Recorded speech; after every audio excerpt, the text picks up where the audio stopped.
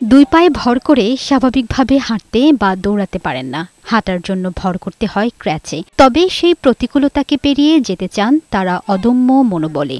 শারীরিক প্রতিবন্ধী হয়েও তারা অংশ নিলেন ফুটবল খেলায়। দৌড়ঝাঁপ আর ছোটাছুটিতে অন্যরকম প্রাণ পেল মাঠ। Sports for hope and independence নামে একটি সংগঠনের আয়োজনে ও আন্তর্জাতিক রেড ক্রস কমিটির সহযোগিতায় শ্রীমঙ্গল উপজেলার লসনা চা বাগান মাঠে সম্প্রতি এই ফুটবল ম্যাচ অনুষ্ঠিত হয়। 15 মিনিট করে প্রথমার্ধ ও দ্বিতীয়ার্ধ খেলার পর গোলশূন্য ড্র থাকায় ম্যাচ গড়ায় ট্রাইবেকারে। এ সময় গ্রিন টিমকে পরাজিত করে পার্পল টিম। ম্যাচটি দেখার জন্য শতাধিক দর্শক মাঠে উপস্থিত ছিলেন। আমার অনেক ভালো লাগতেছে। আমার আগের থেকে স্বপ্ন ছিল ফুটবলার হওয়ার, কিন্তু পায়ের কারণে আমরা ফুটবল হতে পারিনি।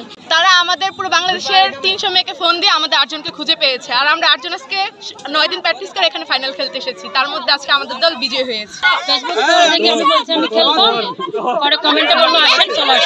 ভালো লেগেছে ওনাদের খেলা দেখে করে, যে ওনারা এত সুন্দর খেলা আমাদেরকে দিয়েছে।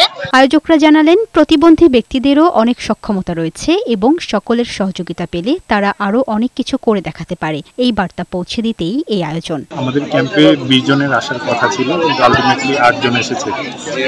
পরিবারের সাপোর্টটা, আমার মনে হয় পরিবাররা যদি মনে করেন যে আমার মেয়ে খেলবে, সে যদি এখান থেকে কেরিয়ার গড়তে পারে বা তার সক্ষমতা দেখাতে পারে, ওই জিনিসটা নিয়ে ফ্যামিলির আরো বেশি সাপোর্টিভ হওয়া উচিত। এই নারী অ্যাম্পিওটি ফুটবল ম্যাচটিতে দুটি দলে 5 জন করে 10 জন শারীরিক প্রতিবন্ধী নারী অংশ নেন।